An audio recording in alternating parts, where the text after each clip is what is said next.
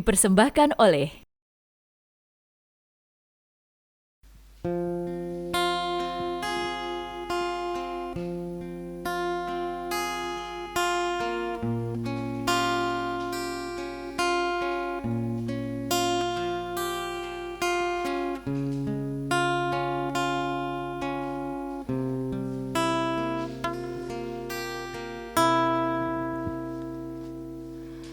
Tuhan,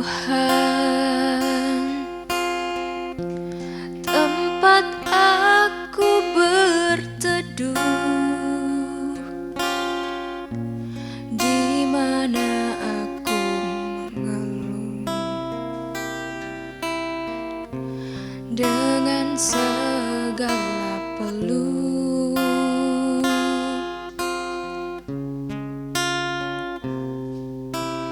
Tuhan, Tuhan yang Maha Esa, tempat aku memuja dengan segala doa.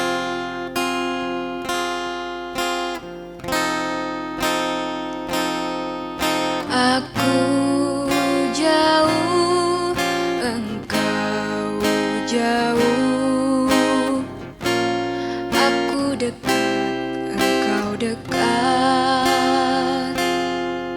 Hati adalah cermin, tempat pahala dan dosa bertaruh.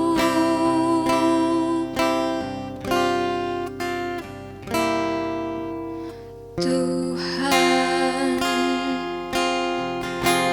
Tuhan yang Maha Esa, tempat aku memuja dengan segala doa.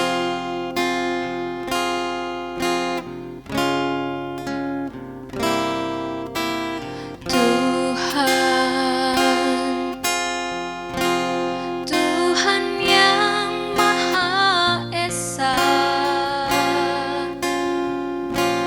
tempat aku memuja dengan segala doa.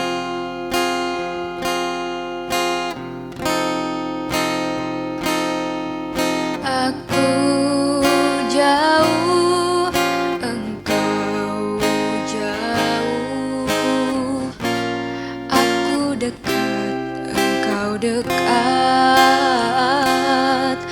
Hati adalah cermin,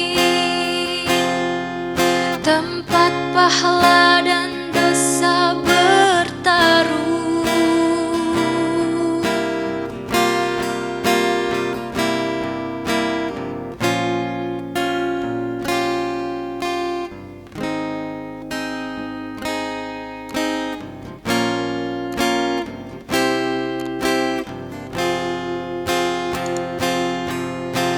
Aku jauh, engkau jauh, aku dekat, engkau dekat. Hati adalah cermin, tempat pahala dan dosa bertaruh.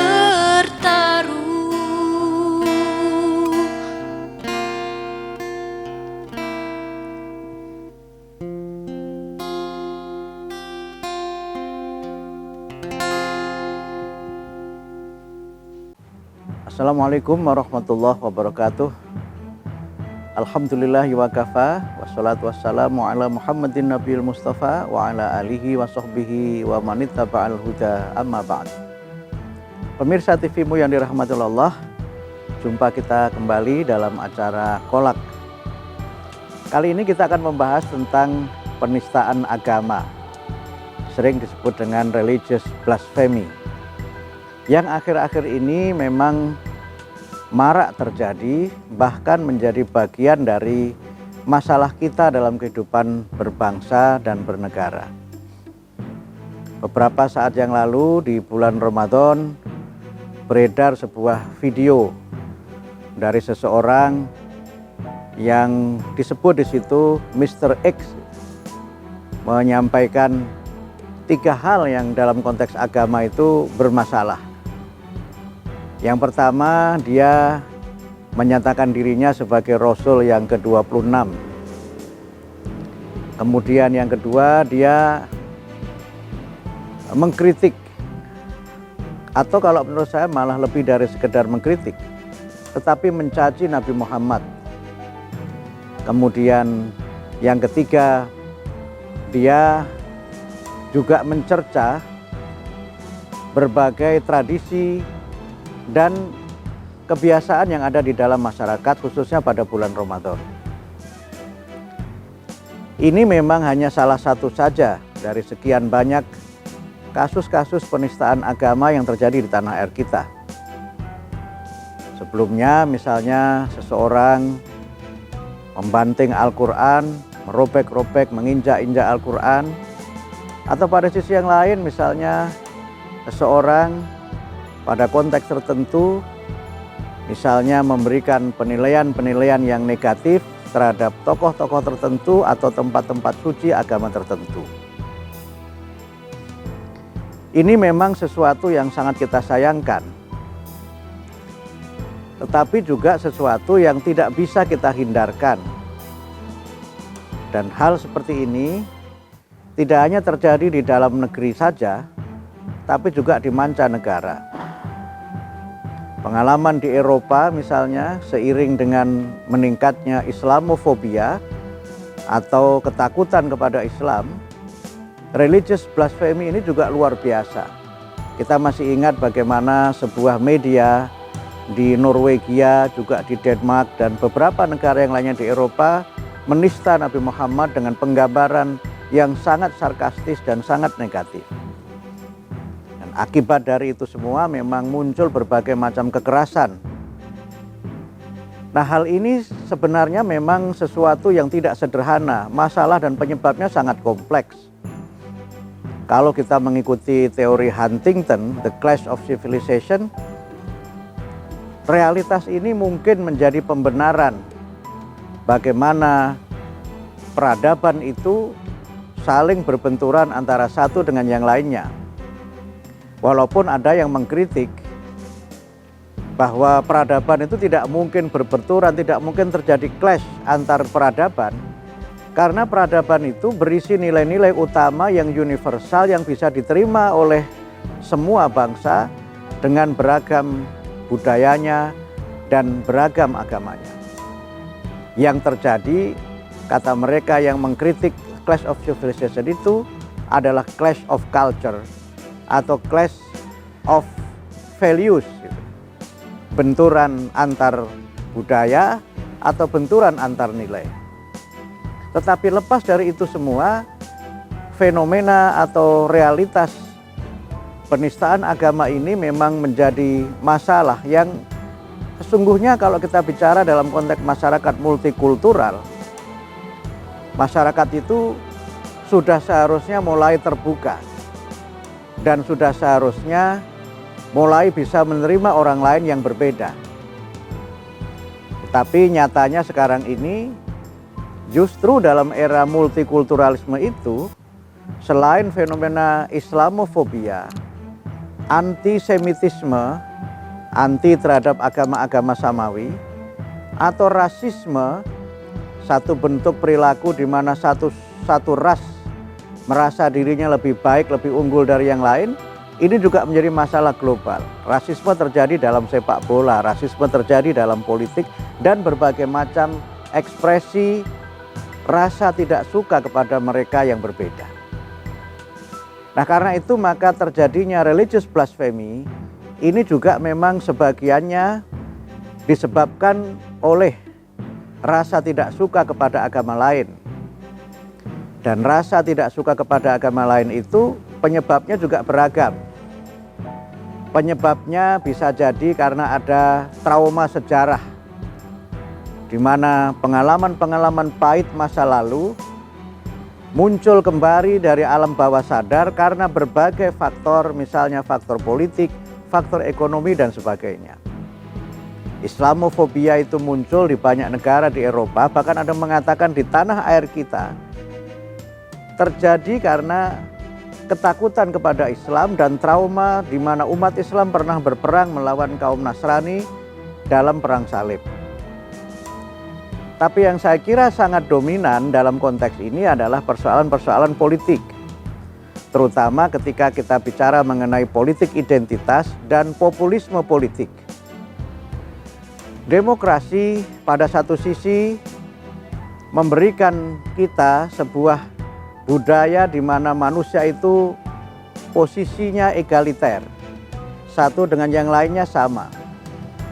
Demokrasi memberikan ruang dan kesempatan yang sama, open opportunity untuk orang bisa meraih dan mendapatkan kekuasaan dari proses-proses yang fair. Tetapi seiring dengan identitas itu, seringkali kemudian kecenderungan populisme itu diikuti dengan kecenderungan di mana orang menyalahgunakan, bahkan kemudian merusak agama untuk kepentingan-kepentingan mendapatkan dukungan politik. Populisme politik di mana kemenangan diukur dari jumlah suara memang kemudian mendorong orang untuk senantiasa berpihak kepada satu kelompok dan membangun sentimen-sentimen primordialisme demi mendapatkan dukungan politik. Sentimen primordialisme itu bisa saja sentimen yang berkaitan dengan agama, bisa juga sentimen yang berkaitan dengan suku, atau mungkin sentimen-sentimen lain yang bisa dieksploitasi demi mendapatkan dukungan politik.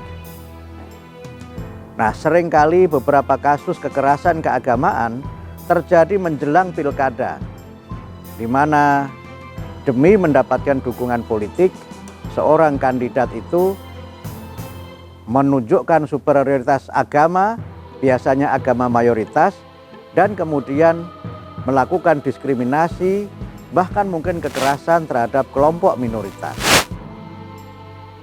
Mayoritas-minoritas ini tidak hanya terkait dengan agama tertentu, karena sering sekali sekarang dianggap bahwa yang mayoritas itu Islam, kelompok agama lain itu minoritas, tapi dalam konteks tertentu Islam juga menjadi agama minoritas, misalnya yang ada di Bali atau di kawasan lain di Indonesia Timur. Nah, bagaimana kita mengatasi problem religious blasphemy, kita akan bahas pada segmen yang berikutnya. Sebagian penyelesaian itu adalah penyelesaian dengan pendekatan hukum. Indonesia adalah negara hukum, dan karena itu maka pranata dalam kehidupan kita berbangsa dan bernegara memang harus diatur secara hukum.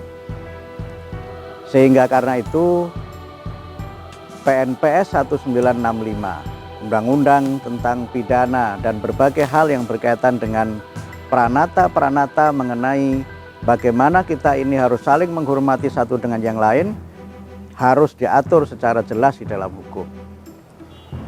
Jadi kalau kemudian kita ingin meniadakan penistaan agama dengan cara aturannya dihapuskan, saya kira ini bukan jalan keluar yang tepat. Karena itu kalau kita buat analogi supaya kita tidak melanggar aturan lalu lintas, ya jangan dibuat aturan lalu lintas. Bukan solusi kan? Supaya kita tidak melanggar aturan, ya jangan dibuat aturan. Jadi penyelesaian secara hukum itu masih kita perlukan. Dan hukum yang mengatur tentang penistaan agama itu tetap harus dipertahankan. Yang memang perlu menjadi bagian dari agenda kita bersama adalah bagaimana hukum itu ditegakkan secara adil, tidak diputuskan berdasarkan tekanan massa, dan juga tidak boleh dipengaruhi oleh kekuasaan atau kepentingan-kepentingan politik tertentu. Nah, solusi yang kedua yang saya kira lebih penting adalah bagaimana kita membangun kehidupan sosial yang saling menghormati. Bahasa klasiknya adalah toleransi. Kita ini perlu saling berempati dan bersimpati kepada orang lain. Dan kita ini juga perlu saling bertenggang rasa terhadap mereka yang berbeda.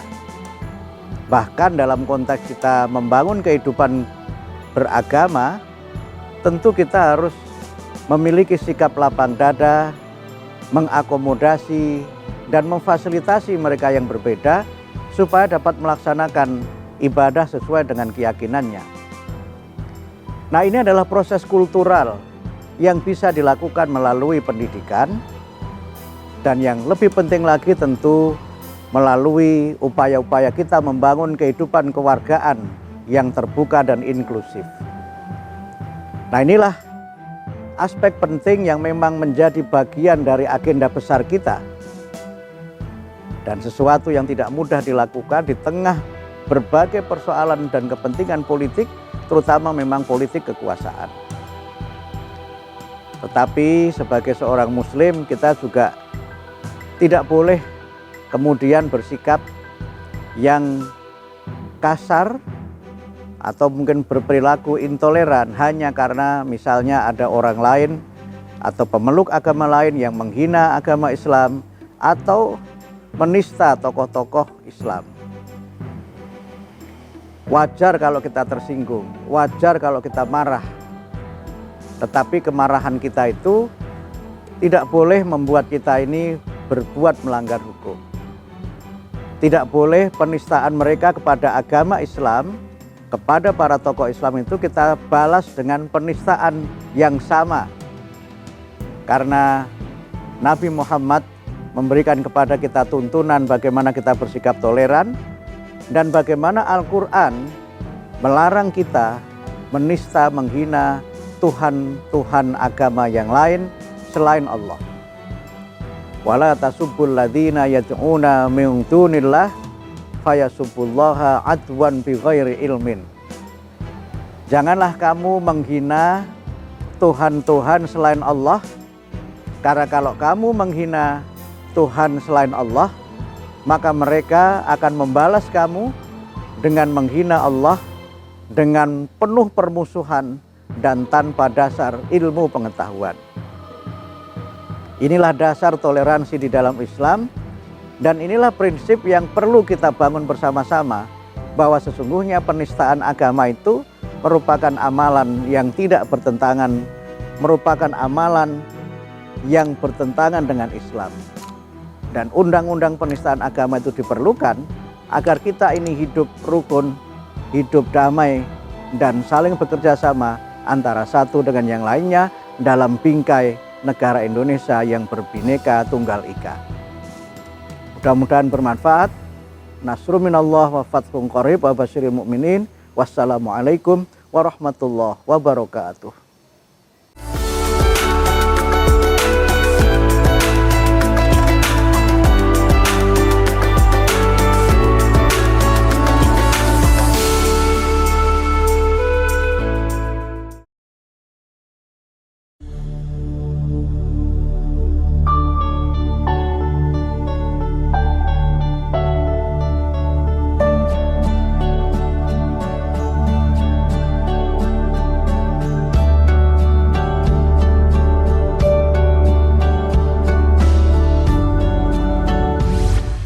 Assalamualaikum warahmatullahi wabarakatuh. Saya Ma'mun Murad Al-Barbasi, Rektor Universitas Muhammadiyah Jakarta. Universitas Muhammadiyah Jakarta adalah universitas tertua di lingkungan perguruan tinggi Muhammadiyah dan Aisyah. Tentu tak cukup kita berbangga sebagai universitas tertua. Saatnya kita harus bangga dengan prestasi-prestasi yang kita gapai. Tidak mudah memang, namun dengan kerja cerdas, kerja keras, kerja profesional, dan kerja ikhlas, insya Allah kita mampu menggapainya, menggapai kebanggaan dengan prestasi. Terima kasih. Assalamualaikum warahmatullahi wabarakatuh. Universitas Muhammadiyah Jakarta hadir sebagai perguruan tinggi swasta yang konsisten, mencetak generasi unggul di masa depan.